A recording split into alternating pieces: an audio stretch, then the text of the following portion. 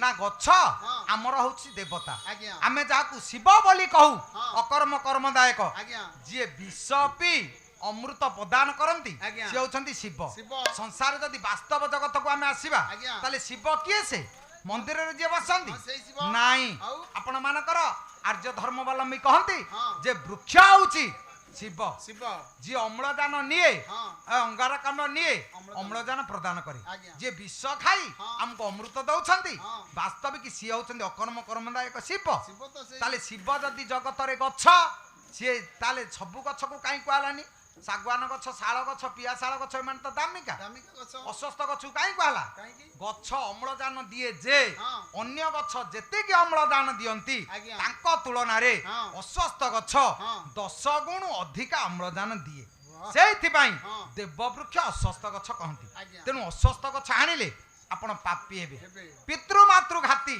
ବାପା ମା କୁ ସଂସାରେ ଯିଏ ଆଘାତ ଦେଇଛି ଆଜ୍ଞା। ସେ ଯେତେ ବଡ ଲୋକ ହେଲେ ମଧ୍ୟ ହଁ। ତାଠୁ ପାପୀ ସଂସାରେ କେହି କେହି ନାହିଁ ନାହିଁ। ସମାଜରେ ଆମେ ବଡ ଲୋକ କାହାକୁ କହିବା ଯାହାର ଟଙ୍କା ଅଛି ଯାହାର ଧନ ଅଛି ସେଇ ବଡ ଲୋକ ଆଜ୍ଞା। 3 ମହଲା କୋଠା ହଁ। ନାଇଁ ଆଜ୍ଞା ବଡ ଲୋକ ସେଇ ହଁ। ମରିଗଲା ପରେ ହଁ। ଯା ନା ଶୁଣିଲେ ଆଜ୍ଞା। ଆଖିରୁ ଦି ଧାରେ ଲୁହ ଗଳି ପଡେ ହଁ। ସଂସାରେ ସେଇ ହଉଛି ବଡ ଲୋକ ଲୋକ। ଯଦି କୋଟିପତି ମଣିଷ ହଁ। ବଡ ଲୋକ ହେଇଥାନ୍ତେ ଆଜ୍ଞା। କାହା କଥା କହିବୁ ନୀରବ ମୋଦି ହଁ। ବିଜୟ ମାଲ୍ୟା ବେଶ। ସୁବ୍ରତ ରାୟ ହଁ ମହିମା ମିଶ୍ର ଏମାନେ ବଡ ଏମାନେ କଣ ହଜାର ହଜାର କୋଟି ଟଙ୍କାର ମଣିଷ ନୁହଁ ହଁ। କିନ୍ତୁ ସମାଜରେ ତାଙ୍କ ପାଇଁ ବାର୍ତ୍ତା କେତେ ପଇସା ଥିଲେ ଯେ ଜଣେ ବଡ ଲୋକ ତାକୁ ବଡ ଲୋକ କହନ୍ତିନି ମଲା ବେଳକୁ ଯା ନା ଶୁଣିଲେ ଆଜ୍ଞା। ଆଖିରୁ ଲୁହ ବହିବ ହଁ। ସଂସାରେ ସେଇ ହଉଛି ବଡ ଲୋକ ବଡ ଲୋକ ତାହେଲେ ବାପା ମା କୁ ଆଘାତ ଦେଇ ଆପଣ କେତେ ବଡ ହୁଅନ୍ତୁ ହଁ। ଲାଭ